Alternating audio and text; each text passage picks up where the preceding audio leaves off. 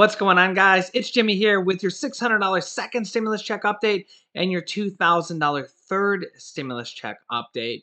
We're going to jump right into it because we got lots to cover. If you're new to the channel, make sure to subscribe down below so you don't miss out on new updates and help us reach our goal of 300,000 subscribers. You guys are absolutely amazing.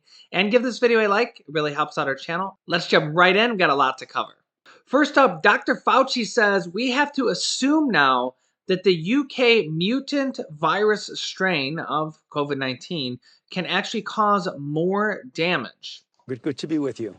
Boris Johnson, the Prime Minister of the United Kingdom, said Friday the B111 strain that was first detected in the UK may be associated with a higher degree of mortality. The day prior, you said it did not. So which is it? Is it more deadly?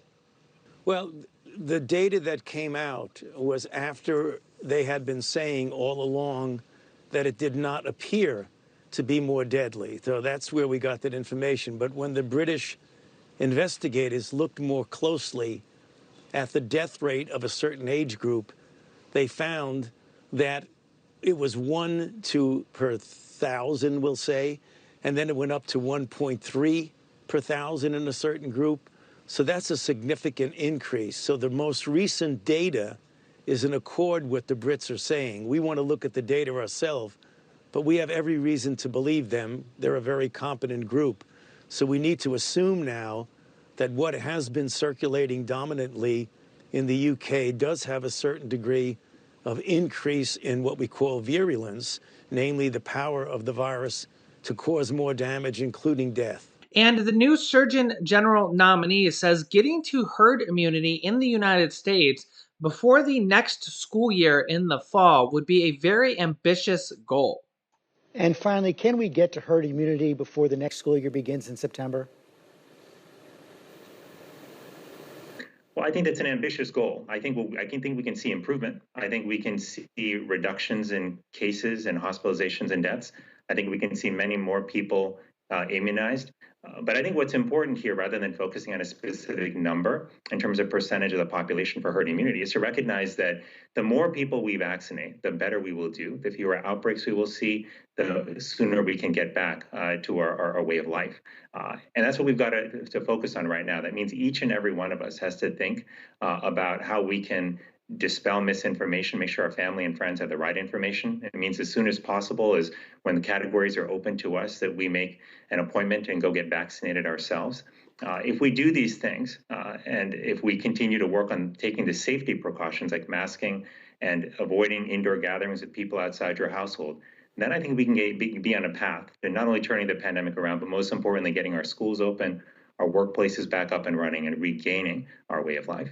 It's safe to say that we have a long road ahead of us. The good news is that both virus cases and deaths, at least for the short term, have been on a slight downtrend over the last week or two. Let's hope that continues. Walmart is expected to deliver up to 13 million doses of the vaccine per month. They have 4,000 locations in medically underserved areas alone. Walmart just announced that it expects to deliver up to 13 million doses of the vaccine per month, quote, when supply and allocations allow. The retailer plans to offer the vaccine every day at its more than 5,000 Walmart and Sam's Club pharmacies through in-store vaccination clinics and large community events. This is good news because my mom was just asking me yesterday where she could actually go to get a vaccine, and she said her own hospital wasn't even offering them. So a lot of people want to get them but can't and don't know where to get them. So Walmart will be an upcoming source of 13 million shots per month coming up. Let our viewers know down below in the comments if you are getting your shot somewhere else across the country that may help out our viewers. Find out where they can get shots in their local area. Next up, let's hear from former Trump economic advisor Kevin Hassett regarding the next stimulus package coming out. Economists across the board, including today President Trump's former chairman of the Council of Economic Advisors, arguing strenuously that now is the time for that type of decisive action for the economy. There's a lot of support That Trump advisor that Brian Deese was touting is with us now. He is Kevin Hassett, former economic advisor to President Trump. He's also a CNN economic commentator.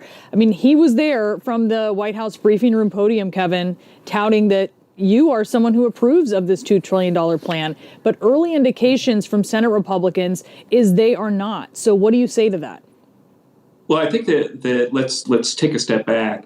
And you might remember that it was just a little bit less than a year ago when I was coming on CNN as a contributor. I was on Poppy Show, and I said, we're going to be looking at a quarter that's as bad as anything since the Great Depression. And when I was saying that, I was just looking at the effect of COVID on the economy and shutdowns. And you could just sort of do the math and figure out that you're going to have a massively negative quarter.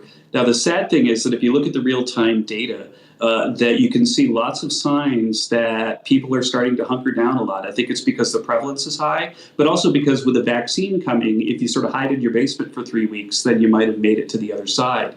And so the percentage of low-wage workers that are unemployed relative to last January has gone from having made up a lot of ground in October to being still down 25% today. The percentages of small businesses that are closed now is 30 to 35%. It sort of varies every day. And so we're going back into an almost kind of shutdown quarter that's going to be really big and negative if we don't hit it hard with stimulus. And so I think that Brian's exactly right that it's time for people to act and just to build a little bit more of a bridge to the other side because we're almost there. But if we don't do anything, then I would expect there'll be a lot of small business bankruptcies and a lot of hunger and other things that go along with those numbers I cited.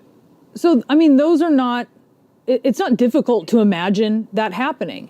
Yet what we're hearing from, for instance, Senator Susan Collins is an assessment that there is not a need yet. So perhaps that is in line with what you're saying, but you're saying there's going, or not with what you're saying, but the point you're making is there is going to be a need and we can definitely see it from here. So what do you say to lawmakers who, they're not taking that into account? Right. Well, I think there's actually a pretty simple reason, and that is that the traditional economic statistics that come out from the government are backward looking. And so if you look at the data, except for initial claims for unemployment insurance, it doesn't look that bad because there was a recovery in the fall. The fact is that now with computers being what they are, we have real-time data that show that things are really, really winding back really in December and January and probably even more going forward. And so it's looking a little bit like the first half of last year, and I'm very anxious about it. Now, certainly there are things that I would advise not that they would ask me for advice, the Biden White House to take out of the bill. Like, I don't think it's a good time to raise the minimum wage. I think they've got too much money for states. So there are things that I would change in the bill. But the idea that you shouldn't act right now, I think, is not consistent with the real-time data. What about the $1,400 checks going to pretty much everyone, including people who are employed? Should that be the process by which those are distributed? Yeah, I think that's the best part of it. And I think, the PPP, the loans to businesses, I think right now, if you look at it, there's enough cash in there. But I think that the basic way to think about it is we should almost not call it stimulus. Like if you or I had a business and we making money forever and ever, but right now because of COVID, we're not, then somebody who saw that, beginning in the summer, we're going to make money again, they should rationally lend us money to survive and to make it through the summer. And then, of course, for individuals who are going to be, back at work soon, we need to give them the money they need to make it to the other side as well. And so it's more like the government is giving people a loan to help them through the hard time or giving them a relief because there's been this terrible disaster. It's not so much a stimulus, but if you look at the real-time numbers, it's absolutely essential that they act more. And I would 100% support the additional checks to people and putting more money in the PPP if that starts to run out. Now, Senator Bernie Sanders, who is now the Senate Budget Chairman and the second most powerful senator probably in the Senate now at this point, says that they will advance the next third stimulus package with the reconciliation vote or the reconciliation card if Republicans refuse support, saying we have got to act now. Bernie Sanders says, quote, if Republicans want to come on board and pass COVID relief now, let's do it. But what we aren't going to do is wait weeks and weeks to get money to the American people who are living in more economic desperation than at any time since the Great Depression. The help they need. Now, remember, today, the Biden administration, along with their new White House economic advisor, Brian Deese, met with the key Republicans from the Senate today, actually, over what those Republicans want in the third stimulus check package. Remember, they're trying to get 60 votes, so that means 10 votes from Senate Republicans. You used to need 13, now we only need 10 to pass bills, as the Democrats have won several different seats in the Senate.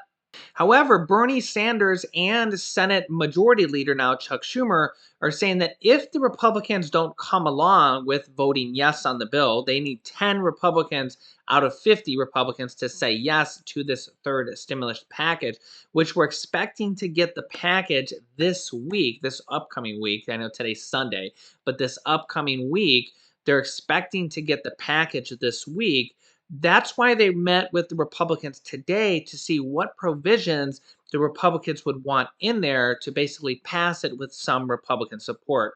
Basically, 20% of Republicans in the Senate need to say yes to pass this bill. If they don't get 10 votes from Republican senators, then they're going to use their reconciliation card where they're going to pass this next stimulus package without the Republicans and just a simple majority of 51 votes, with 50 Democrats saying yes. Then the tiebreaker vote goes to the Vice President, Kamala Harris. Then they will pass the next stimulus package with basically by themselves, just the Democrats alone. The Democrats can pass it in the House alone by themselves also, because they have enough votes to just pass this on their own. A new report from Yahoo Finance says your next stimulus check, Congress to speed along the $1,400 stimulus check payments this week. That means this upcoming week.